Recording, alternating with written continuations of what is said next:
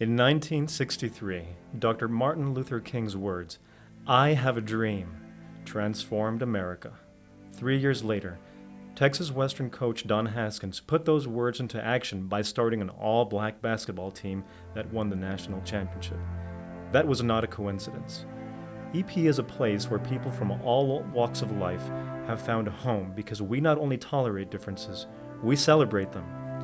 This is a celebration of the Hispanic Latino culture that is the heart of our community. A thank you to our servicemen. A dance with the Middle Eastern and Jewish community.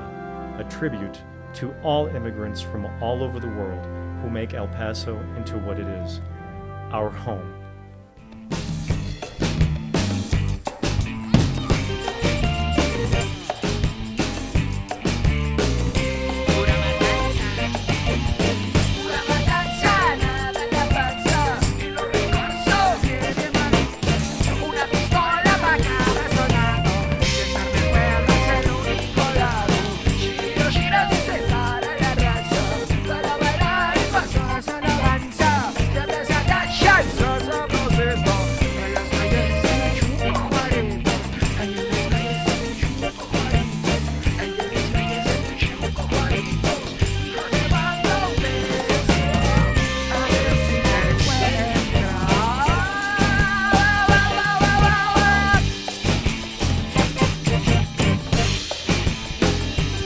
We have the people, we have the spirit, we have the history, we have the culture. We have most beautiful history of the indigenous and the Spaniards, Juan de Oñate crossing here and bringing so much, the cattle and all the culture from Spain, from Zacatecas all the way to the Camino Real Trail to Santa Fe, New Mexico.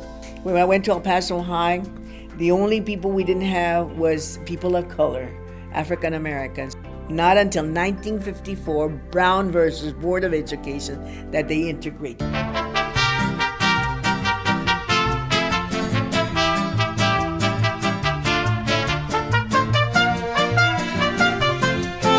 So I invited my friend Prince Chijoke here to Carlos and Mickey's for his very first time. You're originally from Baltimore. Right. You're of Nigerian descent. I am. What are you doing in El Paso? So I was in Arkansas right before El Paso, and I had an opportunity to take a job with the VA here in El Paso, and it was an amazing opportunity, so I took it. After being here for a year, a couple of people that I hung out with on a regular basis, we were saying that we need to do things that are more constructive. And so, a couple of us met at my house. We did a SWOT analysis of El Paso to figure out what we should target first, and then out of that came the El Paso Young Black Leaders. Everyone here in El Paso loves the military. We're dependent on them. We're very embracing of the military. And on behalf of El Paso, I want to welcome you and thank you for being here and thank you for your service. Why not be kind? Why not be respectful to each other? Why not try to embrace the culture of another human being, the language of another human being, the costumes of another human being, whatever. It's beautiful to say, you're different, I'm different, but that's good. We're like a tossed salad. We're like a beautiful fruit basket. We're like a tapestry of many cultures. Una capirotada. Una capirotada rica.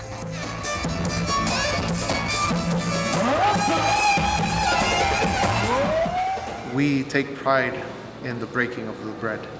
When we sit down at a table, the first thing that you hear is, come on, serve yourself some more, have some more, and we're just offering all, because that's the thing. In the Middle Eastern concept, the more you give is a representation of what's in your heart, of how much comes out of your heart. So what we're doing right now in this festival, and we also have a senior citizens dinner that we host that's free of charge for all of the people of the elder from El Paso. And we get buses and buses coming during Christmas where our parishioners serve them turkey, a nice home-cooked meal. We give them music, they come and dance. Right now, this is all about it. Music, food, and just welcoming and showing them, mi casa es su casa, but in the Arabic way.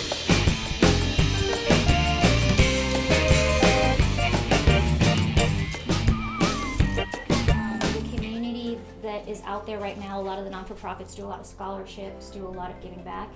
So there's not a lot, and then I've lived in Chicago where it's just madness. You go out and everybody is drunk and crazy. So I don't know, that's not even what you want. What you want is, I think, where we're at right now. It's so much fun. We can still build a float and be part of it. We can still be in the events and kind of helping in any way we can. So I think it's at a really good level right now.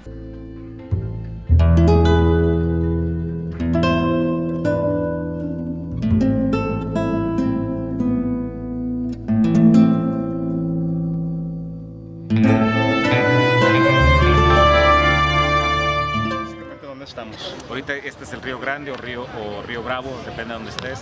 Esta es la frontera y esta es una zona de seguridad. Estamos trabajando con muchas medidas de seguridad en conjunto con Patrulla Fronteriza, con la Policía Federal y otras agencias para hacer posible que estas familias puedan venir a juntarse un ratito, familias que están separadas y que no han podido verse por muchos años. Y entonces familias de Estados Unidos, familias de México se pueden juntar aquí. My father was the best of both worlds. Here he could have the cultural life and vitality of Latin America with the economic opportunities of the United States. And I think that part of our story is one that's true for so many families. I could have easily been born in Argentina, in New York, in Israel, in Europe, but I was fortunate to be able to be born on the border. We share a unique perspective of being here, between two worlds and really creating our own space that I think is very unique as compared to other places. For us, we have a very unique view to what the globalized economy is, and so that's just one of very few things that makes the place unique. But I just think it's that blending of cultures.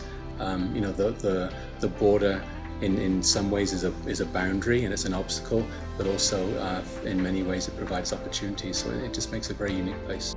But I could talk and talk and talk about El Paso. I was born here, raised here, will die here. I have my tomb and my place ready at Mount Carmel next to my husband. And one of my mantras is to ask the Lord, all I need is your love and your grace to help the human race. And that's in my plot. All I want is your love and your grace to help the human race.